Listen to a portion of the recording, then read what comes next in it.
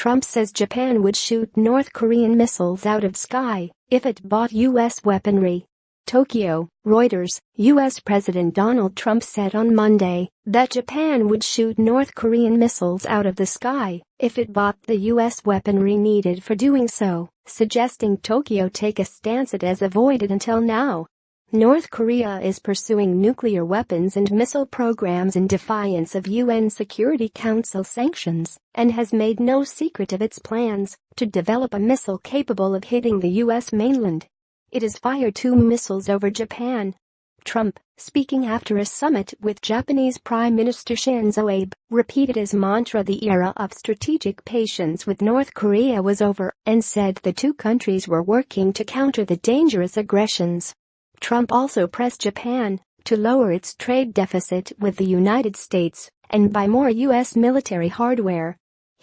Abe, will shoot them out of the sky when he completes the purchase of lots of additional military equipment from the United States, Trump said, referring to the North Korean missiles.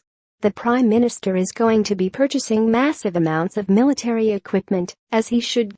And we make the best military equipment by far. Abe, for his part, said Tokyo would shoot down missiles if necessary.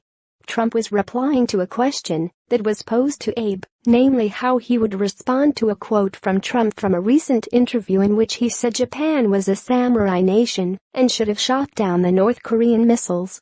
Japan's policy is that it would only shoot down a missile if it were falling on Japanese territory or if it were judged to pose an existential threat to Japan because it was aimed at a U.S. target. The U.S. president is on the second day of a 12-day Asian trip that is focusing on North Korea's nuclear missile programs and trade. Most importantly, we're working to counter the dangerous aggressions of the regime in North Korea, Trump said, calling Pyongyang's nuclear tests and recent launches of ballistic missiles over Japan a threat to the civilized world and to international peace and stability. Some people said that my rhetoric is very strong. But look what's happened with very weak rhetoric over the last 25 years. Look where we are right now, he added.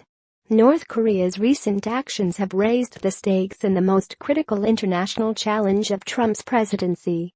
The U.S. leader, who will visit South Korea on the trip, has rattled some allies with his vow to totally destroy North Korea if it threatens the United States, and with his dismissal of North Korean leader Kim Jong-un as a rocket man on a suicide mission. Abe, with whom Trump has bonded through multiple summits and phone calls, repeated at the same news conference that Japan backed Trump's stance that all options are on the table, saying it was time to exert maximum pressure on North Korea, and the two countries were 100% together on the issue.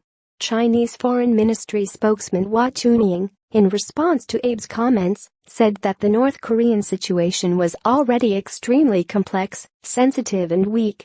We hope that under the present circumstances, all sides' words and actions can help reduce tensions and re-establish mutual trust, and getting the North Korean nuclear issue back on the correct track of dialogue and negotiations, she said. Trump said he was committed to achieving free, fair, and reciprocal trade and wants to work with Japan on this issue. America is also committed to improving our economic relationship with Japan, Trump said.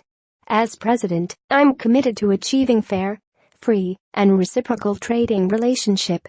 We seek equal and reliable access for American exports to Japan's markets in order to eliminate our chronic trade imbalances and deficits with Japan.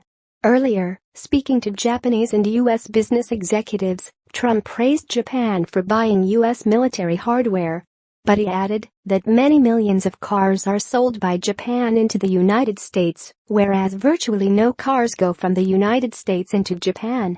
Japan had a $69 billion trade surplus with the United States last year, according to the U.S. Treasury Department.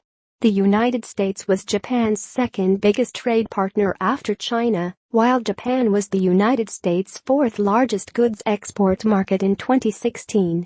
Japanese officials have countered U.S. trade complaints by noting Tokyo accounts for a much smaller slice of the U.S. deficit than in the past, while China's imbalance is bigger. In a second round of economic talks in Washington last month, U.S. Vice